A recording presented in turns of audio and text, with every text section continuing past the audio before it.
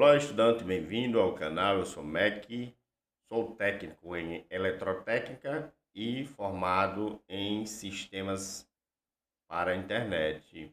Hoje eu quero abordar aqui, vou abrir aqui o slide, eu vou abordar aqui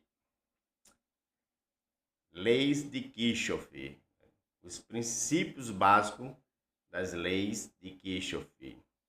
Então, eu sou Mac Adam. E hoje nós estaremos aprendendo mais um pouco sobre esse conceito, né? Que são as leis de Kirchhoff. Para que servem, né? Então, vamos saber para que servem as leis de Kirchhoff. Aqui é para quem quer me conhecer um pouco sobre mim, né? Então aí você pode ver aí o slide e fala um pouco sobre a minha pessoa. Então vamos ver aqui o conceito aqui, deixa eu diminuir minha imagem. O conceito, né? As leis de Kirchhoff são duas regras fundamentais da eletrodinâmica formuladas por Gustav Kirchhoff em 1845. Essenciais para analisar circuitos elétricos complexos que não podem ser simplificados apenas com a lei de Ohm. Elas se baseiam na conservação da carga, a primeira lei, e na conservação da energia, a segunda lei. Então nós vamos ver um pouco como é que se usa as leis de Kirchhoff. Beleza? Então vamos prosseguir aqui o slide. Deixa eu tomar um gole de café.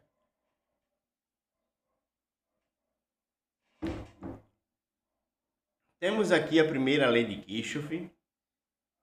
A primeira lei diz que a soma das correntes que chegam ao nó é igual à soma das correntes que saem desse nó. Mas o que é um nó? Nó é o encontro de três ou mais caminhos. Então, aprenda esse conceito. A primeira lei de Kirchhoff, né, diz que a soma das correntes que chegam ao nó é igual à soma das correntes que saem desse nó. Então, se ela chega ao nó, a soma da corrente, ele diz aqui a soma das correntes que chega ao nó é igual à soma das correntes que saem desse nó. E nó é o encontro de três ou mais caminhos. Então, a gente vamos ver esse conceito de nó. Então, aqui, continuando aqui na primeira lei de Kirchhoff, aqui nós vemos, né, aqui são os caminhos, o condutor ou o filamento da placa. E temos aqui um nó, como disse aqui, três ou mais caminhos, né? Então nós vemos aqui que tem aqui um caminho que está aqui com 4 amperes passando e temos aqui outro caminho com 3 amperes. Então ele se encontra aqui no nó e vai somar. Então ele somando, hipoteticamente aqui tem algum circuito, algum resistor que vai haver uma queda de corrente. Então, esse daqui está consumindo 2 amperes. Então, pela lógica, se a soma das correntes aqui no nó é a da saída, então aqui, se aqui está dando 2, 4, 5, 6, 7 amperes. Então, 5, 6, 7 amperes. Então, é o conceito aqui que a gente viu, que diz a primeira lei de Kirchhoff. A soma das correntes que chegam ao nó, a soma dela é igual à soma das correntes que saem desse nó. Ok? Então, a primeira lei se aplica a circuito paralelo e misto. Em breve eu estarei explicando o que é um circuito paralelo e um circuito misto. Então, ela se aplica a circuito paralelo e misto.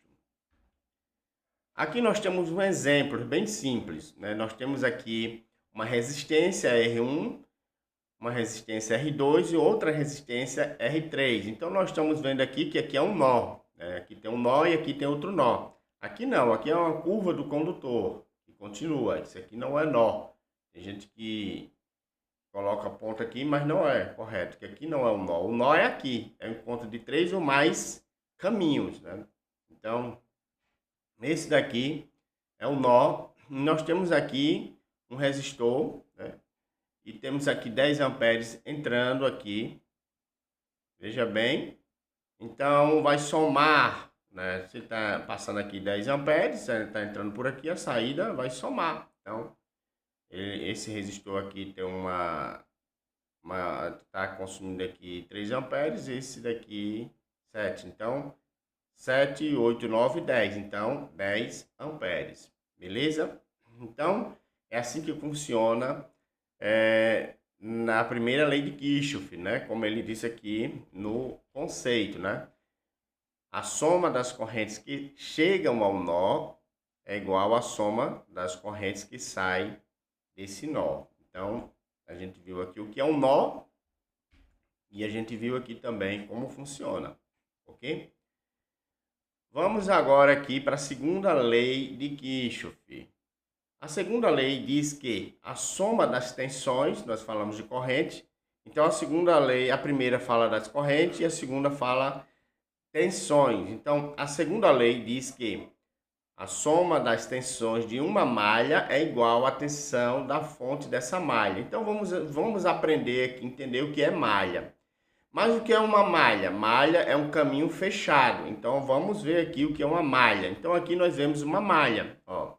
É um caminho fechado, né? Então, vemos aqui 20 volts, ó, 40 volts aqui, 20 volts, 20 volts. Esses 20 volts aqui, eu coloquei aqui, hipoteticamente, que aqui pode ser um resistor de outro valor, e aqui pode ser 30, né, volts, aqui pode ser 10, né, dependendo do valor da resistência. Mas, a título de conhecimento, de aprendizado, então eu arbitrei aqui 20 e 20 volts. Então vamos ver.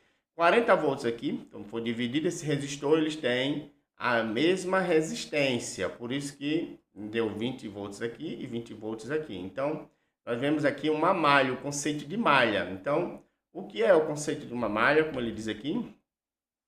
Malha é um caminho fechado. Então, veja que aqui é uma malha, um caminho fechado. A segunda lei se aplica a circuito série e misto. Nós estamos vendo aqui, aqui é um circuito em série. Nós estamos vendo aqui esse resistor, ele está em série, né, ligado com ele.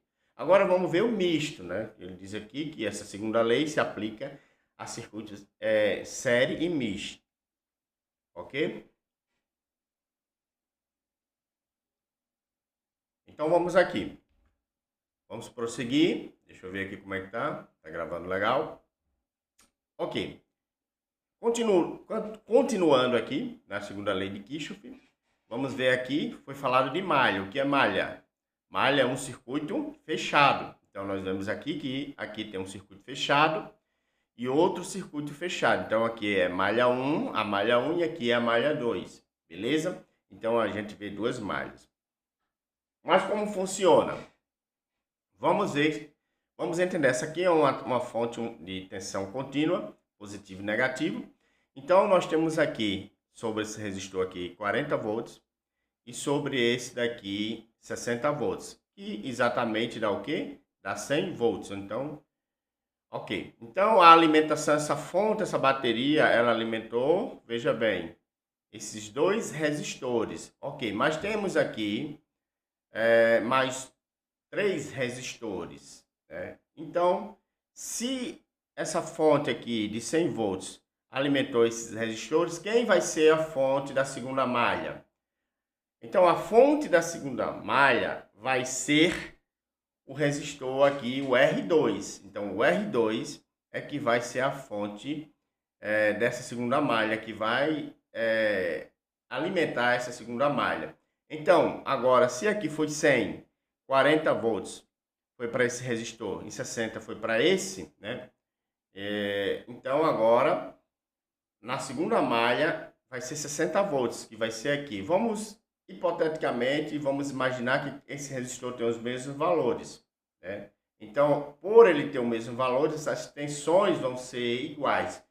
Caso for resistência de valor diferente, então as tensões aqui vão variar. Então, mas a tensão aqui, elas são iguais, né? Porque significa que os resistores também têm um valor igual. Então, Ok, 60 volts aqui, o resistor R2 vai ser a fonte de alimentação da malha 2. Então, nós vamos ter aqui 20 volts aqui, e 20 volts aqui, 20 volts aqui, ok? 60 dividido aqui, 40, 60, 60 volts.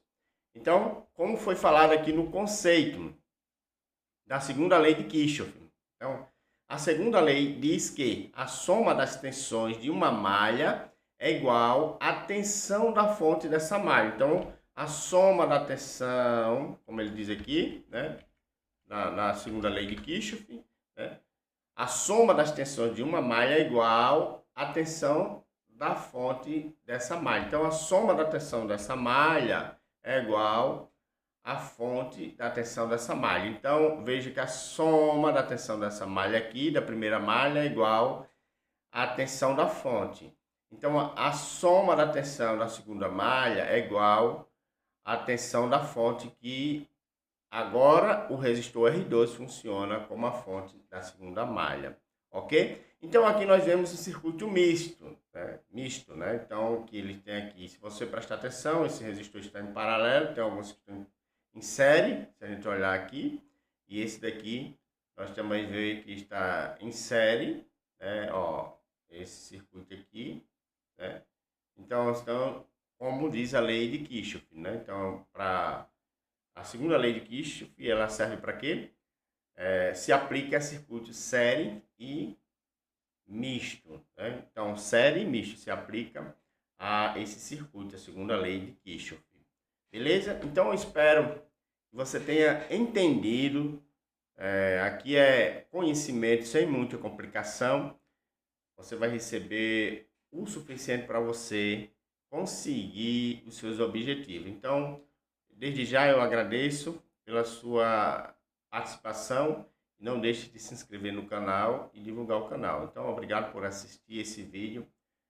Um abração a todos, até até a próxima videoaula, né? Até o próximo tutorial ou aula que eu estarei postando. Um alô, até breve.